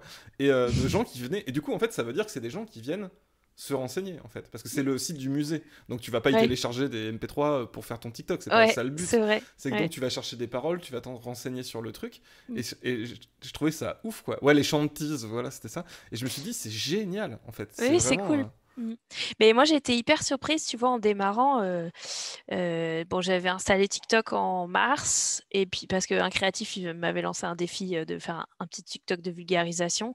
Bon, j'étais là, c'est chaud et tout. Bon, on avait fait une petite vidéo, puis voilà. Puis j'avais scrollé pour moi-même, j'avais fait 3 blagues, mais des blagues sur le truc, et puis je m'en étais pas trop occupée. Et en novembre, je m'étais dit, eh, vas-y, tu sais quoi, j'essaye de faire des vidéos de vulga vraiment sur TikTok, même si évidemment c'est 1 minute, c'est très court, mais c'est pas grave, c'est une petite pastille culturelle, tu vois. Et, euh, et en fait, j'ai été hyper impressionnée de comment ça a pris hyper vite et ça faisait des vues. Et bah, le public jeune, et encore, tu vois, c'est jeune parce que les commentaires, c'est ah, on l'a vu en latin, nana et tout. Mais trop bien, trop cool. Et, euh, et du coup, j'étais hyper contente de voir qu'il y avait une place pour ça sur TikTok alors que j'aurais pas cru. Mais en fait, bah, du coup, comme tout le monde en me mettant à consommer, j'ai vu qu'il y avait déjà 1 milliard de types de créations différentes et pas que décorées et tout qui est, c'est vrai, le truc que tu as de prime abord quand tu ouvres la plateforme et qui te fait un peu, pour des publics comme nous, je pense, un peu rebutant. Mais en fait, l'algo, il est extrêmement performant. Et si tu t'es créé un compte et que tu dégages les vidéos qui t'intéressent pas et que tu likes celles que t'aimes, hyper vite, l'algo, il va te filer plus que des trucs du type que tu regardes et t'as 1 milliard de choses. Moi, je regarde beaucoup de dessins, par exemple. J'aime bien les comptes de dessins, les artistes et tout, c'est apaisant, machin. Moi, j'ai aucune choré ou boule qui se dérange dans mon feed parce que ces trucs-là, je les ai passés, tu vois. Donc, l'algo l'a fait, t'aimes pas, ok, on continue. Et en fait, il y a de plus en plus de petites pastilles, petites vidéos de culture, etc., qui se mettent. Et j'étais trop contente de voir que ça prenait. Et c'est la croissance la plus grosse que j'ai jamais eue sur aucune plateforme. C'est retombé d'ailleurs assez vite. Genre en 3-4 mois, j'ai fait 100 000 abonnés. Puis pouf, le rythme de progression, il a bien diminué. Mais du coup, j'en fais un peu moins parce que c'est un peu éprouvant. J'en faisais un par jour. Mais ouais, bon. Mais j'ai fait, ah, ça marche, allez, on en profite. Et là, du coup, j'ai un peu diminué, mais ça, c'est vraiment, je sais pas, c'est rafraîchissant, ça fait plaisir. Les coms sont sympas, c'est cool d'aller chercher une autre audience. Et puis, quoi qu'il arrive, c'est une audience qui va mettre un petit pied dedans et de découvrir. Je reposte les épisodes animés aussi, et du coup, ça, c'est un truc qui est regardé par des plus jeunes aussi, quand même, forcément. C'est logique. Et donc, ils reconnaissent les épisodes animés et ils viennent voir les autres TikTok aussi par ces vidéos-là. Puis, éventuellement, ils vont arriver sur YouTube peut-être après ou quoi, tu vois. Donc, ouais, c'est cool, c'est une autre entrée. Et Et il y a ça, d'autres contenus comme ça, parce que là, ouais, toi, tu dis que tu as débarqué dedans, mais est-ce qu'il y a des gens qui font vraiment ça en mode c'est des TikTokers, quoi. ouais, absolument. En fait, j'ai voulu essayer notamment parce que j'ai vu que les Américains, moi j'ai pas mal de choses en anglais dans mon TikTok, et j'ai vu que les Américains, je sais pas si c'est américains, mais les anglophones le faisaient déjà. Et du coup, j'ai fait, ah ok, tu vois, je suis tombée voilà, sur des chaînes d'histoire de l'art qui avaient 100, 200 000 followers et tout. J'ai fait, ah tac, bah, pourquoi pas, tu vois, essayons. Et en fait, ça a pris aussi. Et je pense dans un premier temps, en plus, c'est un petit peu rafraîchissant parce que c'est différent de ce que tu as l'habitude de voir. Donc voilà, il y a peut-être un effet de nouveauté au début. Et en fait, j'ai découvert qu'il y avait déjà des gens qui faisaient de la vulgarisation, qui n'ont pas de chaîne YouTube, des comptes que je connaissais pas et que j'ai découvert comme ça et qui ont explosé sur TikTok parce qu'ils sont arrivés il y a 6 mois, 1 an et qu'en fait ils ont déjà commencé à faire des trucs un peu culture. Et voilà, et donc c'est trop bien de découvrir un nouveau une nouvelle ambiance, etc. Tu vois, moi j'ai pas Twitch, donc j'ai pas eu ce truc de découvrir le milieu du stream à part les gens comme toi que je connais déjà, etc., où je suis invitée de temps en temps. Mais là, pareil, c'est une nouvelle plateforme avec des nouveaux gens et créateurs et publics, et c'est trop cool. Et j'ai l'impression, pour une fois, d'atteindre un public autre que ce que j'avais jusque-là. Ça, c'est un truc que je trouve vraiment cool. Désolé, enfin, je Ouais, reste c'est un peu trop bien. là-dessus parce que c'est un Ouais, truc ouais, bien sûr. que je Mm. trouve. Enfin, ça rend hyper optimiste et tout. Et enfin, je te dis, quand je les vois passer, je trouve ça ouf. Et surtout, j'ai l'impression que ça. Comment dire? Enfin, ça me confirme ce que tu me dis là, dans quel public tu as l'impression de voir, comment ça fonctionne, quel Mm. contenu est créé aussi par des gens qui ont vraiment la culture de cette Mm. plateforme à la base. Je me dis que c'est un vrai remède parce que aussi, je me trompe peut-être, mais ça veut dire que c'est peut-être aussi des gens qui vont pas que te faire justement Marie-Antoinette et tu sais, Mm. les trucs que tu as entendu 12 000 fois, il y a 15 films dessus, il y a 12 000 émissions de Stéphane Bern, ils vont peut-être faire des trucs qui sont plus proches de, je sais pas, ce qu'ils entendent dans leur famille. Donc, tu vois, ils vont peut-être parler de leur grand-père qui était poilu, tu vois, ou alors peut-être qui viennent des colonies, tu vois, ou qui vont, tu vois, ils vont s'intéresser à leur passé aussi. Ou si c'est, tu dis que c'est féminisé, bah, si c'est plus de femmes, il y aura peut-être plus de sujets Mm. là-dessus. Et je me dis que ça peut être une vraie. Ça peut Ouais, apporter un truc un vrai truc carrément. d'éducation populaire au sens. Mm. D'ailleurs, c'est un des trucs pour lequel le terme vulgaire me dérange un peu parce que ça donne une impression de truc uniquement descendant. Alors, par exemple, l'éducation populaire, tu as aussi le côté que ça vient aussi de Mm. la. C'est aussi Mm. créé par les catégories qui sont concernées par le truc. Oui, carrément. Puis c'est vraiment la plateforme de la Gen Z, quand même, comme on dit. Et Ouais, il y a ok. plein de blagues sur le fait que les millennials, on est les vieux dessus. Moi, je suis dans Nous, on est les vieux des millennials déjà. Déjà, on savait pas trop si on était des millennials ou pas, Non, tu mais vois. Mais apparemment, on est dans la tranche d'âge des millennials, je crois. Mais bref, mais là, c'est carré. En fait, il y a plein de blagues de millennials qui se rendent compte qu'ils sont vieux maintenant, entre guillemets, hein, et qui disent à la Gen Z, oh, c'est vous les jeunes maintenant. Nanana. Et c'est marrant et c'est cool parce que c'est quand même rafraîchissant. Bah, tu vois, typiquement, mon TikTok sur les droits des femmes. Donc, je l'ai d'abord posté sur TikTok puis sur Twitter. Sur Twitter, donc, je me suis fait éclater. Il n'y a pas beaucoup de gens qui. Enfin, en fait, je crois que sur Twitter, les gens ne se sont pas dit là, il va falloir défendre Manon, tu vois. Du coup, il n'y a pas eu masse forcément de réponses à ça. Alors que dans les commentaires sur TikTok, où il y a eu aussi les mêmes remarques qui ont été faites que je te disais tout à l'heure, et à chaque commentaire, il y avait plein de gens pour les éclater, tu vois, en mode, mais de quoi tu parles et tout, mais c'est une chaîne d'histoire, et nana, et blabla. Et c'était vraiment trop bien, j'étais là. Ah, les jeunes, je vous kiffe. Je vous kiffe, je voudrais avoir un petit sérum de rajeunissement de 10 ans pour traîner avec vous, franchement. C'est beaucoup mieux, C'est quoi. marrant, je sais plus sur quel autre live. Je crois qu'à tous mes lives, quasiment, je dis non, mais la génération derrière, ils sont trop bien. Ah non, ils sont trop Je bien, je kiffe les trop. adore. Je veux trop. Ça confirme ma théorie, Ah, de c'est ouf. bon. Ils sont trop bien. Et par rapport au fait que la culture soit dessus, je sais que TikTok, ils ont fait une grosse démarchage aussi des institutions culturelles, tu vois. J'ai une copine qui bosse dans tel théâtre public. Ils sont venus les démarcher en mode, eh, venez sur TikTok, faites des petites vidéos de vos spectacles ou de vos coulisses ou de vos bâtiments ou de vos machins. Et en fait, il y a un public pour ça aussi. Et du coup, tu as des institutions qui arrivent aussi en masse, quoi. Mm. Ah, il y a des institutions qui arrivent sur Ouais, TikTok. ouais, ouais, il y en a Ok. plein. Il y en a plein. Il y a un musée. Attends, je vais essayer de le retrouver celui-là pour si jamais les gens veulent aller voir. Euh, je l'ai quelque part dans mes abonnements. Il y a en fait ceux qui réussissent le mieux, sans surprise, mais pas que, mais c'est ceux qui arrivent à s'adapter au code un peu de la plateforme. Mais tu as aussi des institutions qui font des trucs très conventionnels, juste c'est des belles images. Mais quand c'est des belles images, ça peut aussi prendre. Sur TikTok, tu as beaucoup de trucs de juste machin qui montrent ces jolies images de voyage, de drone ou de machin, comme on a vu plein de fois, mais bref. Et donc il y a un musée, je crois, anglais, attends, britannique. Merde, c'est où? Ils sont trop forts parce qu'ils ont. Voilà, non, oui. Ça s'appelle Black Country Living Museum, donc au Royaume-Uni. Black Et en fait, Country. attends, est-ce que je peux le taper? Oui, je vais le taper dans le chat. Attends, je l'ai, ouais. Et donc, ils ont 600 000 followers. C'est énorme. C'est un musée. C'est vraiment un musée, quoi. Et en fait, ils sont. Enfin, leur TikTok. Est-ce que je peux t'en trouver un juste à mettre à l'image où on se rencontre un peu? Ils ont des gens en costume, des comédiens de leur truc. Leur musée qui incarnent des trucs mais qui font ça avec exactement les codes de la plateforme, avec des chorés ou avec des. Enfin, je sais pas si on voit, mais tu vois, il y a Ouais, une si on meuf voit. habillée en tenue, voilà. Et donc, ils ont exactement compris les codes de la plateforme. Ils le font trop bien, là où des fois les institutions, quand elles font ça, c'est un peu gênant, tu vois. Et ça marche trop bien. Et du coup, c'est trop cool. C'est un musée qui a 600 000 followers, tu vois. C'est trop bien. Bref. Mais Ouais, c'est trop ça, bien. c'est un truc que je trouve pas mal avec aussi les plateformes. Enfin, qui est bien et qui est pas bien, parce que ça peut aussi. C'est ce qui crée les bulles de filtre, mais c'est. En fait, si tu maîtrises pas les codes, ça marche pas. Donc, en fait, les institutions, elles ont du mal à débarquer Ouais. sur les plateformes, parce que. En fait, elles y arrivent que quand c'est mis entre les mains de gens qui connaissent. Et qui Ouais. viennent de ces plateformes, Mm. ou vraiment qui sont hyper Mm. ouverts à ça. Même tu prends.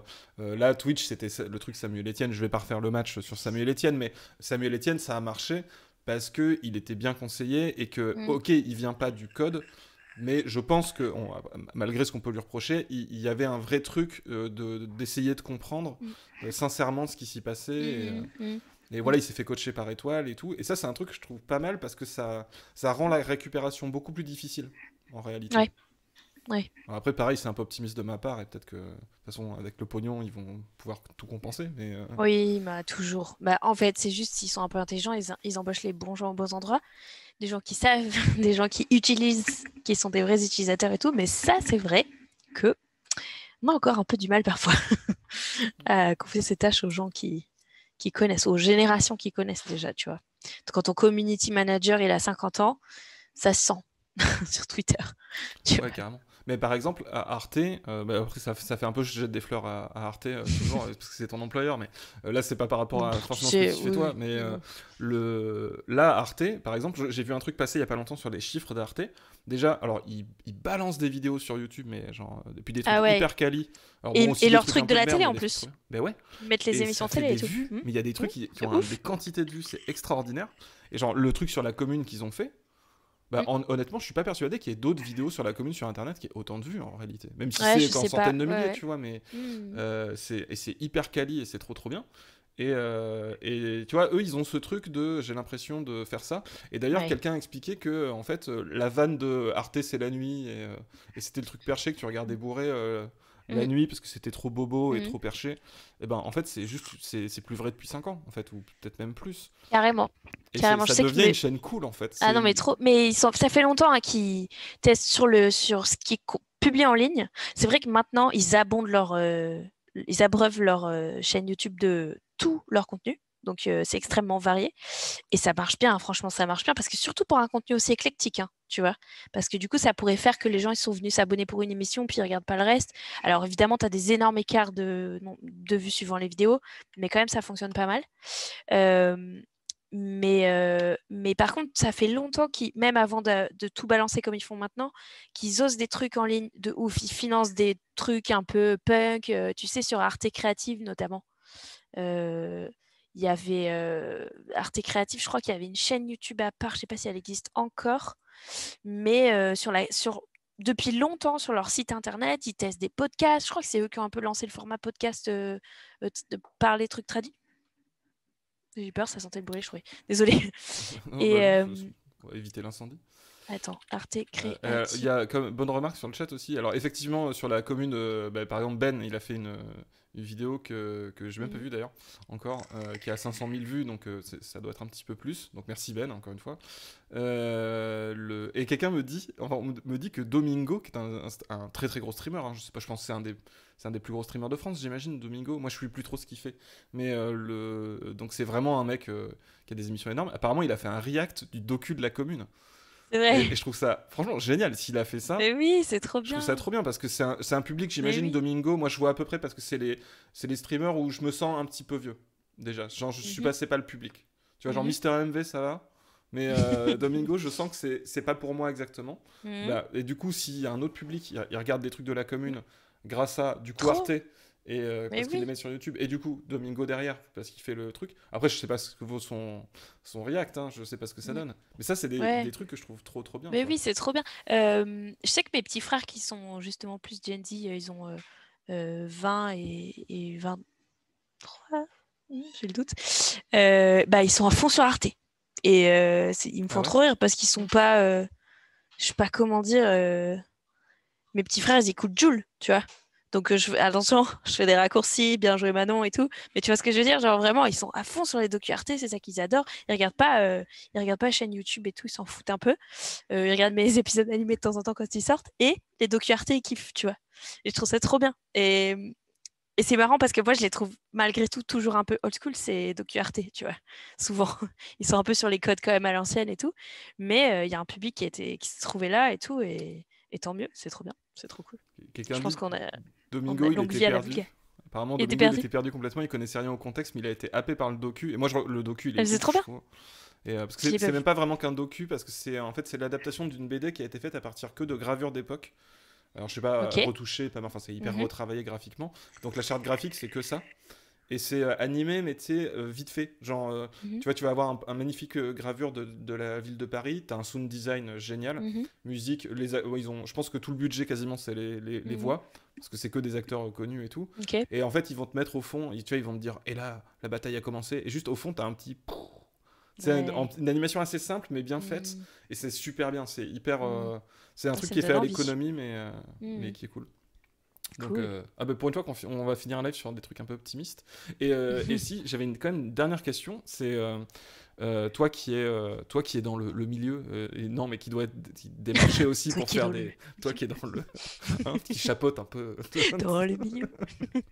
Et, enfin, tu vois, c'est comment dire, c'est des partenaires potentiels pour toi, tout ça, les chaînes, les marques, la télé publique. Mhm. Que branle la télé publique en fait? Parce que tout à l'heure on disait, à part Stéphane Bern en fait, tu vois, genre Mhm. est-ce que tu as l'impression Ouais. qu'il y a pas de volonté de faire des trucs un peu sympas? Est-ce que parce que alors tout à l'heure quelqu'un parlait de C'est pas sorcier, c'est le marronnier dès qu'on parle de Vulga, c'est pas Mhm. sorcier, c'était génial, etc. Ouais. Mais sans refaire le marronnier, moi je me suis rendu compte en faisant une vidéo il y a pas longtemps que en fait C'est pas sorcier s'est arrêté officiellement l'année où vous avez à peu près tous commencé, c'est-à-dire 2015 à peu près, je pense. Mais non.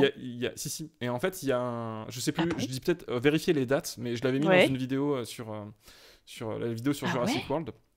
Mhm. On s'était rendu compte qu'en fait, il y avait. Alors, ça peut être complètement une coïncidence, mais il y a vraiment un enchaînement entre l'arrêt de C'est pas sorcier et le début de la vulgation sur Internet. Et je Ok. pense que c'est pas complètement une coïncidence. Et moi, ça me fait pas rager parce que c'est très bien, les copains, tout ce que vous faites, c'est super bien. Mais C'est pas sorcier, tout le monde dit que c'est super bien. Ça marche même encore sur YouTube maintenant de ouf. Et tu sais Et que Jamie, il a lancé une quotidienne, là.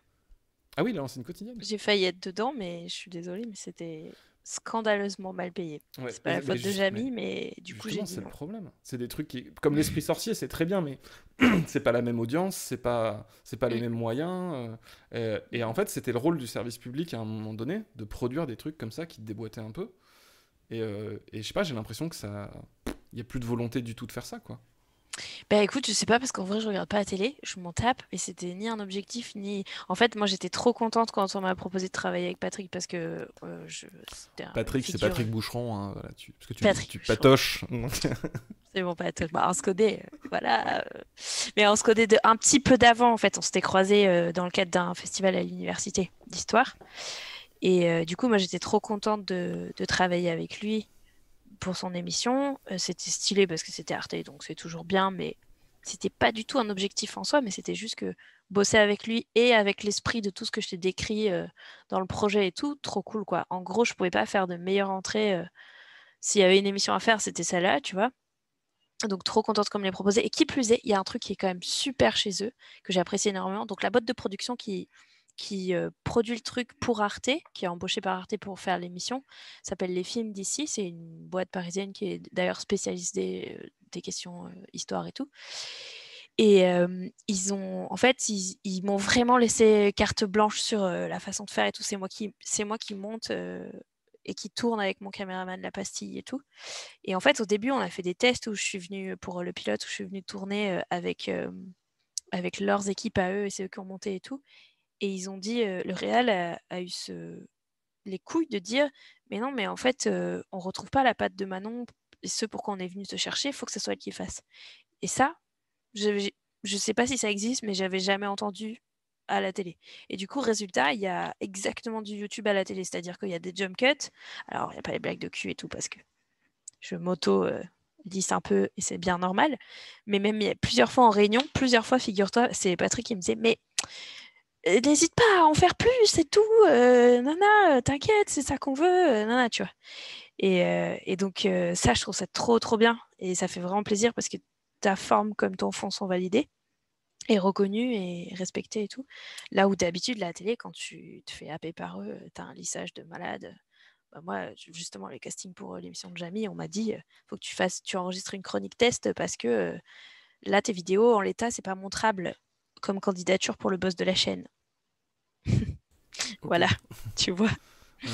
Donc, bref. Et c'est trop bien que bah, ils arrivent qu'il y ait certaines chaînes et certaines prods aussi qui se mouillent un peu et qui aient compris que tout ça, ça bouge, quoi. Mais après, sinon, pour moi, j'étais trop contente de faire ça avec eux et je suis trop contente de le faire parce que ça se passe hyper bien et c'est dans le respect et compagnie et une bonne ambiance et c'est sérieux, j'aime le projet et tout.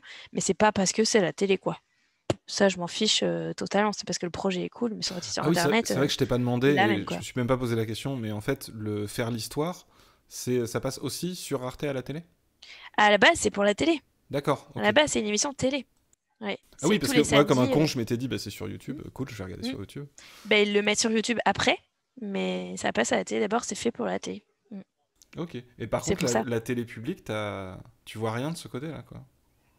En fait, je regarde pas, donc je sais pas ce qu'il y a. Et je te dis, moi, il y a le Ouais, truc mais tu de vois, ils auraient Jamie. pu te contacter aussi. Oui, oui, si, Tu vois. j'ai fait Et les à part tests ça, pour ouais. Jamie et tout, Ok. mais... moi, j'ai fait un passage, alors pas télé public du coup, mais un passage chez Click. Oui. Mais ça, c'était ponctuel et c'était prévu que ce soit ponctuel. Voilà, mais ils font ça. Enfin, je sais pas, pareil, comme je regarde pas la télé, je sais pas trop où ils en sont, mais ils font ce truc d'inviter des personnes une fois ou deux et tu reviens quelques fois, mais c'est tout. C'est pas, il y avait à aucun moment il a été question que ça devienne un truc régulier ou quoi. Mais du coup, c'était chouette aussi. Et pareil, eux, ils ont été trop cool aussi. Je dis, je peux parler, justement, on a parlé du sexisme en archéologie puisque c'était la vidéo que je préparais ou que je venais de finir, je sais plus, que je préparais. Et du coup, ils m'ont dit ah ouais, super. Je leur ai envoyé le texte, ils n'ont pas touché d'une seconde, pas une miette. Donc, ils l'ont pris tel quel et ils m'ont laissé faire exactement comme moi je faisais. Et c'était cool, quoi. Ok. Avant que je te libère, du coup, et on va raider Sébastien Carassou, faut juste que je retrouve la scène. On va Il raider faut un qu'on autre le trouve. vulgarisateur. Et puis j'aime bien. Non, mais quelqu'un Oui. me l'a mis sur Twitter, je vais retrouver. Tu veux recommander des trucs? Tu veux te faire de la promo? Alors écoutez, on a sorti une vidéo lundi sur les espionnes. Encore, encore un truc avec Arte. Ah, Enfin, c'est en vrai, encore du féminisme? Vous parlez des femmes, il y c'est a du encore du féminisme? féminisme. Moi, Il y a j'aime pas quelqu'un trop. dans les commentaires qui a dit je préfère qu'on parle des espions. Je te jure. Les pires. C'est les pires Et t'es là. fragiles du Oh monde, là quoi. là, mais ça va. Mais ça, respire. Prends une grande aspiration. Ou quitte la vidéo, je sais pas, tu sais, mais ça va bien se Ouais, passer. mais les Me dis espions, ils ça. sont plus forts que les espionnes. Je Grâce te à la laisse du coup. testostérone. Je regarde beaucoup de scènes de science. Bref. Donc là, c'est un partenariat pour mettre en avant une bande dessinée qui est le résultat d'une enquête faite par une journaliste qui a interviewé des espionnes, des anciennes espionnes. Donc là, on parle plus guerre froide et tout, et on raconte leurs destins qui sont assez incroyables. Et il se trouve qu'il y a une série d'animation qui a été faite avec la même illustratrice, Aurélie Paulier, qui a fait les dessins de la BD, et la journaliste, c'est Chloé Hébérard. Voilà, donc ça, c'est ce qu'on a sorti lundi.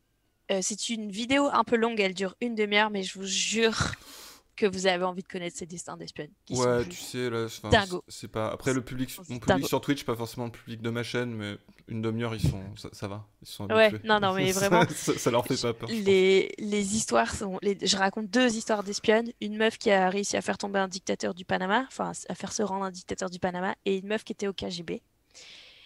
Et la vie de la meuf au KGB en particulier est juste, mais incroyable. Enfin, c'est un degré d'abnégation qui est flippant hardcore pour moi, tu vois, genre c'est vraiment des gens qui s'oublient dans une mission et enfin qui s'oublient, qui changent d'identité, qui moi perso ça me fait flipper, mais du coup ouais, je sais pas, c'est des destins de vie assez incroyables.